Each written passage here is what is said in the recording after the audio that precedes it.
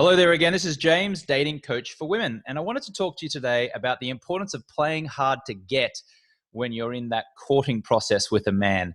You know, I've been the guy who's been too needy when it comes to a woman, and she's pushed me the other way. And I've also been on the receiving end of women who were too needy with me, and I've just been like, oh, I got to get out of here. So there is a very fine line that you must walk, and I want to go through that with you today. So I just finished reading this book called Why We Love by Helen Fisher, and Helen Fisher is the preeminent expert on love and romance throughout the world. And she talks about the importance of playing hard to get in this book. I'm just going to read you a little bit here. I've underlined some of the best parts of it. So she says, Oscar Wilde once wrote, "The essence of romance is uncertainty." It was a clever observation. We walk a fine line when we woo. If you are too eager, an undecided suitor may flee. Biology probably plays a role in this behavior.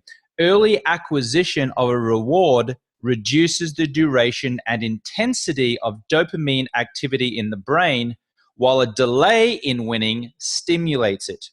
As a result, people who are hard to get tend to excite a suitor. So that's really interesting. Dopamine, of course, is something that we release in our brain, which actually gives us pleasure and gives us enjoyment and passion and feelings of happiness.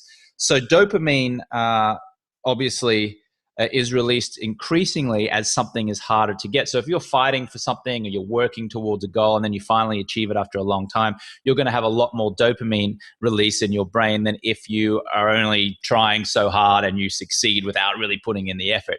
So the same thing goes in romance. I used the example before. Now, there was a woman that I had a very brief romance with, and she always answered my phone calls. They never rang out. Whenever I called, she'd pick up the phone. If I texted me, she'd text right back.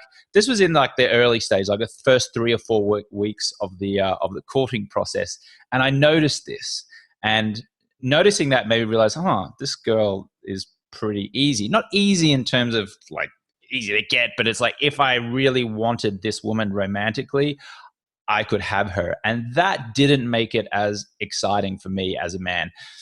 There's been other times where I remember I phoned to ask a woman that I was interested in to a concert, and I phoned her on a Monday night, and I left a voice message. She didn't answer the phone, and she didn't call me back until the following night, 24 hours later. And for those 24 hours, I was thinking, oh, did I leave the right message? Is she going to call me back? Why hasn't she called back? What's going on? I don't understand this. And that 24 hours of not hearing from her, I was just constantly thinking about it. So by the time that she had called me back 24 hours later, seemingly displaying to me that she's busy and that she's got a life and she can't just call me back whenever just whenever I feel like it, my attraction to her was like tenfold.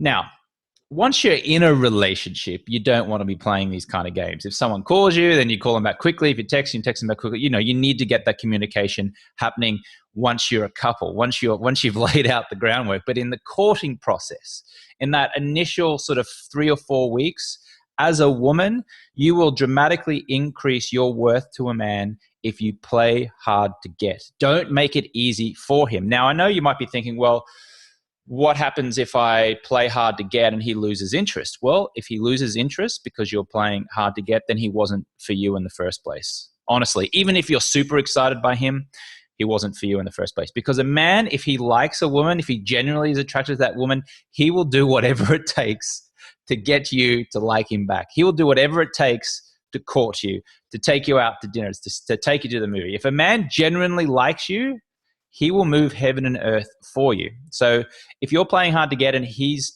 not responding, then that's a good thing for you, because you want to weed out the guys who aren't really interested. Or even if they are genuinely interested and they give up, if they give up too soon, you want to weed that guy out as well, because how is this guy going to be able to take care of you and potentially your offspring if you get married and have children one day if he gives up so easily? So you see, it's actually a good thing if guys fall by the wayside as you're playing hard to get, because you are weeding the weak out. You're weeding the weak men out. And this is evolutionary psychology. This has been going on for hundreds of thousands of years as human beings. The strong survive and the weak do not.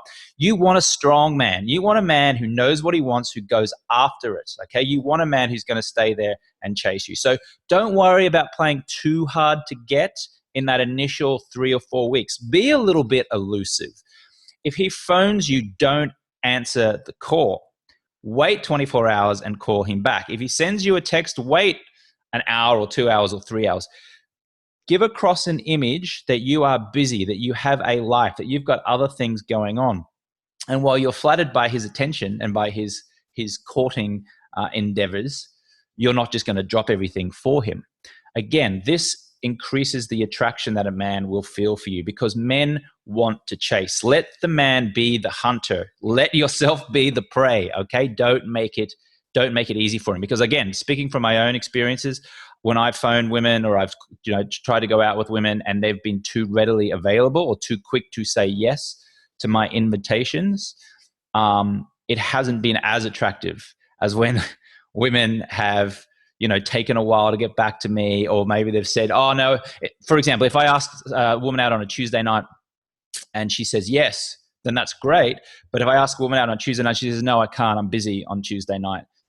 When else could we do it? Then that is slightly more attractive, because it shows to me that she's got a life going on, that she's not just going to sacrifice her life just to try and entertain me.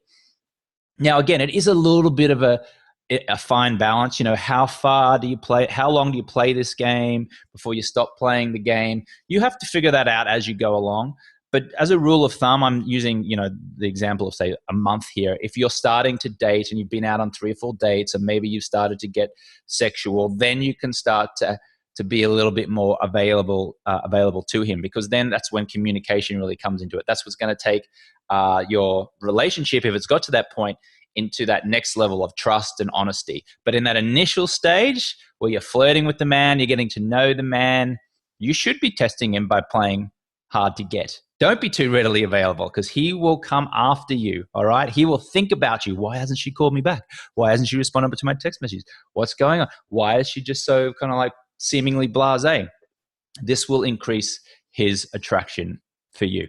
All right, so I hope you like this. If you'd like to see more videos, please subscribe to the channel below. Also, you can join the system where I interview a whole bunch of authors and celebrities and movie stars and rock stars. And like I said, authors like Helen Fisher and people like Professor David Buss, who wrote this great book, The Evolution of Desire.